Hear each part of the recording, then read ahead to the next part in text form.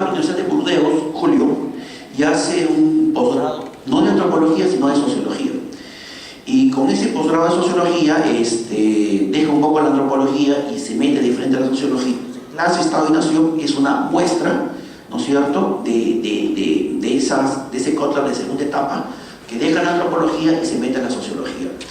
Hoy día Kotler es una banca sagrada del IEP, en el segundo piso, hacia el lado izquierdo, no antes de la rotonda, está su oficina, está los martes y jueves, y es una banca sagrada como en la India, ¿no? O sea, la gente de la India pleitesía, ¿no? Pero yo creo que es una persona que puede haber producido más y no lo ha hecho, ¿no? Ahora, en los últimos 10, 15 años ha trabajado mucho el tema de la política, ¿no? Ha trabajado mucho el tema de coyuntura política, ¿no? El análisis de coyuntura es un área interesante en ciencia política, en análisis político, y Julio lo ha trabajado, pero yo creo que lo ha trabajado de una manera, ¿cómo llamar? No científica, ¿no? Es decir, lo ha trabajado por instinto.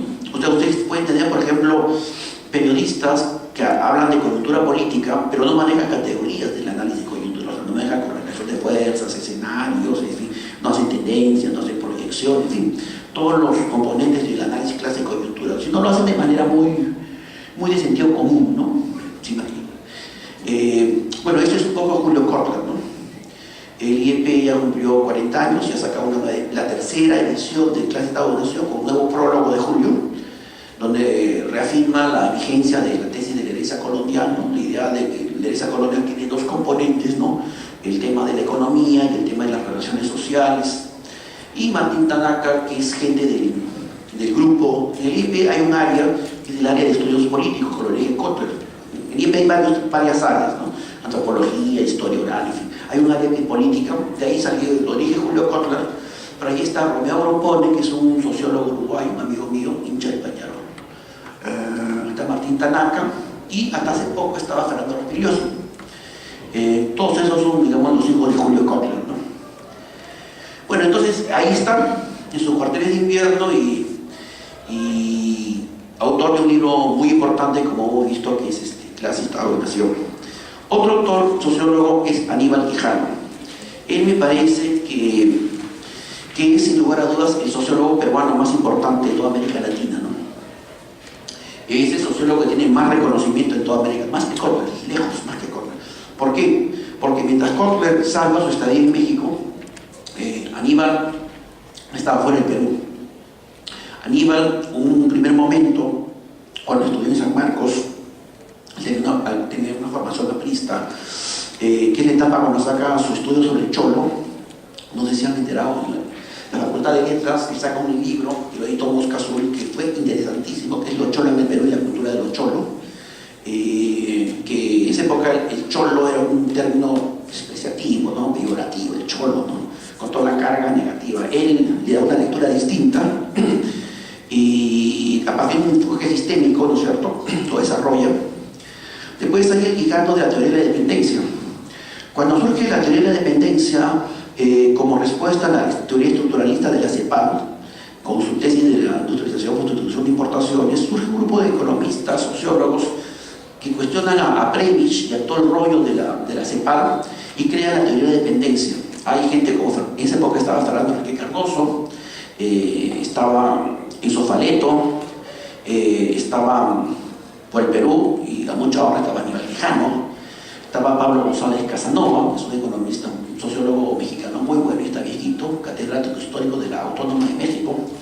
Entonces, Quijano se movía en este nivel, ¿no? Era el peruano que se movía en el espacio de los intelectuales latinoamericanos dependentistas, con todo el rollo de la teoría de la dependencia, ¿no? Y era un honor tenerlo ahí, ¿no? Parte de sus trabajos sobre la dependencia han sido publicados por la editora Mosca Azul, no sé si lo ubican, es una editora que dirigían Mirko Lagua y Abelard Roquendo, ¿no? Yo diría que el 70 hasta el 85, 88 es el momento más fuerte de Quijano.